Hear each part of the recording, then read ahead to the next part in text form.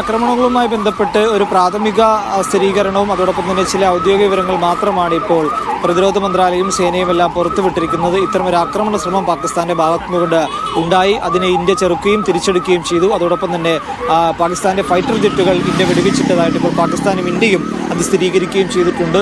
പാകിസ്ഥാന്റെ 2 പൈലറ്റുമാർ സേനയുടെ കസ്റ്റഡിയിലാണ്, അല്ലെങ്കിൽ സേന അവരെ പിടികൂടിയതായിട്ടുള്ള ചില വിവരങ്ങൾ പുറത്തു വരുന്നുണ്ട്. അത് ഇതുവരെയും സ്ഥിരീകരിക്കാൻ സാധിച്ചിട്ടില്ലെന്നാണ് നമ്മൾ മനസ്സിലാക്കുന്നത്. സ്ഥിരീകരിച്ചിട്ടില്ല. അതിൻ്റെ സ്ഥിരീകരണം ഉടൻ തന്നെ ഉണ്ടാകും. അതിനിപ്പോൾ പ്രതിരോധ മന്ത്രാലയമാണ് സംബന്ധിച്ചിട്ടുള്ളൊരു കൺഫർമേഷൻ ഇപ്പോൾ നൽകേണ്ടത്. നിലവിൽ വിവിധയിടങ്ങളിൽ പരിശോധനകൾ നടക്കുന്നുണ്ട്. നേരത്തെ സൂചിപ്പിച്ചതുപോലെ ജമ്മുവിൻ്റെ വിവിധയിടങ്ങളിൽ കർശനമായിട്ടുള്ള സുരക്ഷാ ക്രമീകരണങ്ങൾ ഒരുക്കിയിരിക്കുന്നു.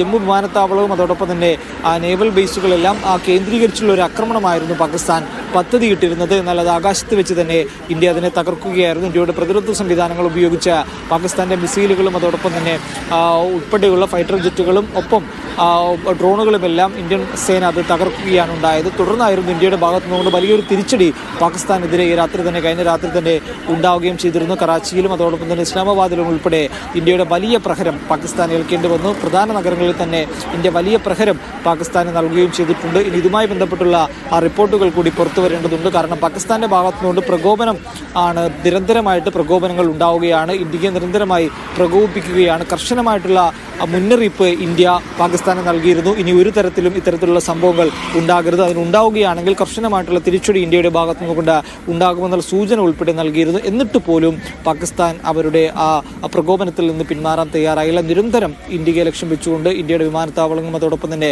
മറ്റിടങ്ങളെല്ലാം ലക്ഷ്യം വെച്ചുകൊണ്ടുള്ള ഒരു ആക്രമണ ശ്രമം ഇന്ത്യയുടെ ഭാഗത്തു നിന്നുകൊണ്ടുണ്ടായി. അതുകൊണ്ട് ഇനിയും ആക്രമണങ്ങൾ ഉണ്ടാവുകയാണെങ്കിൽ അതിന് കർശനമായിട്ടുള്ള തക്കമായിട്ടുള്ള തിരിച്ചടി, വലിയ പ്രഹരം തന്നെ നൽകുമെന്ന് കൂടി ഇപ്പോൾ പാകിസ്ഥാന് രാജ്യം മുന്നറിയിപ്പ് നൽകിയിട്ടുണ്ട്. പ്രതിരോധ മന്ത്രി രാജ്നാഥ് സിംഗ് ഉൾപ്പെടെ കഴിഞ്ഞ ദിവസം വൈകുന്നേരം സംസാരിച്ചപ്പോഴും അത് സംബന്ധിച്ചുള്ള സൂചനകൾ നൽകിയിരുന്നു. ഇത്തരത്തിലുള്ള ആക്രമണങ്ങൾ അല്ലെങ്കിൽ ഇന്ത്യയുടെ ക്ഷമയെ പാകിസ്ഥാൻ പരീക്ഷിക്കരുത് എന്ന് തന്നെ പ്രതിരോധ മന്ത്രി പറഞ്ഞു. എന്നിട്ട് പോലും പാകിസ്ഥാന്റെ ഭാഗത്തു നിന്നുകൊണ്ട് ഇത്തരത്തിലുള്ള പ്രകോപനങ്ങൾ ഉണ്ടായി.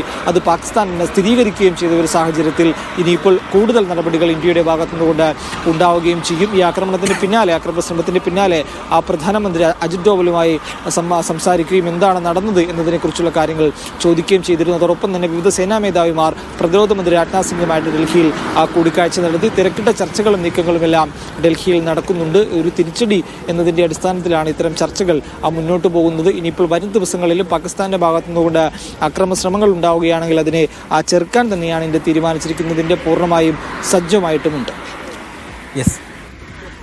പാക് യുദ്ധവിമാനങ്ങൾ തകർത്തു, പ്രതിരോധിച്ച് ഇന്ത്യ, പാക് പൈലറ്റ് പിടിയിൽ, ഇത്തരത്തിലുള്ള റിപ്പോർട്ടുകളൊക്കെ ഇത് വരുന്നുണ്ട്. പാക് തലസ്ഥാനത്തടക്കം വ്യോമാക്രമണമുണ്ട്.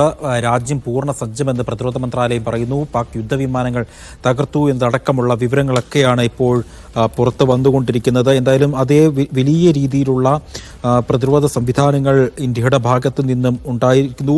പരമാധികാരം സംരക്ഷിക്കുവാനും ജനങ്ങളുടെ സുരക്ഷ ഉറപ്പാക്കാനും രാജ്യം പൂർണ്ണ തയ്യാറാണ് എന്നാണ് പ്രതിരോധ മന്ത്രാലയം പറയുന്നത്. പാകിസ്ഥാൻ ആക്രമണത്തെ തകർത്തതായി പ്രതിരോധ മന്ത്രാലയം റിപ്പോർട്ട് ചെയ്യുന്നു. ആളപായം തന്നെയും ഒന്നും റിപ്പോർട്ട് ചെയ്തിട്ടില്ല. പത്താൻകോട്ട്, ജമ്മു, പുത്തൻപൂർ എന്നിവിടങ്ങളിലെ സൈനിക ക്യാമ്പുകൾ ലക്ഷ്യം വെച്ചായിരുന്നു പാകിസ്ഥാന്റെ ആക്രമണം. ഈ ആക്രമണത്തെയാണ് ഇന്ത്യൻ സേന, ഇന്ത്യൻ വ്യോമസേന അടക്കം, കരസേന അടക്കം വലിയ രീതിയിൽ പ്രതിരോധിച്ചുകൊണ്ട് ഇപ്പോൾ നിൽക്കുന്നത്.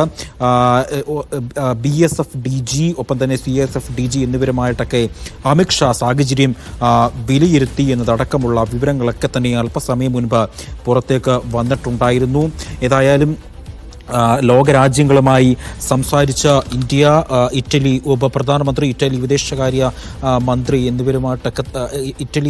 മന്ത്രി എന്നിവരുമായിട്ടൊക്കെ ജയശങ്കറൊക്കെ സംസാരിച്ചു. അതിനിടെ ചാവേർ ആക്രമണം നടന്നുവെന്ന വാർത്ത പ്രചരിക്കുന്നുണ്ടായിരുന്നു. എന്നാൽ ആ വാർത്ത സൈന്യം നിഷേധിച്ചിട്ടുണ്ട് എന്നതാണ് ഏറ്റവും ഒടുവിൽ നിന്ന് നമുക്ക് ലഭിക്കാൻ കഴിയുന്ന വിവരം.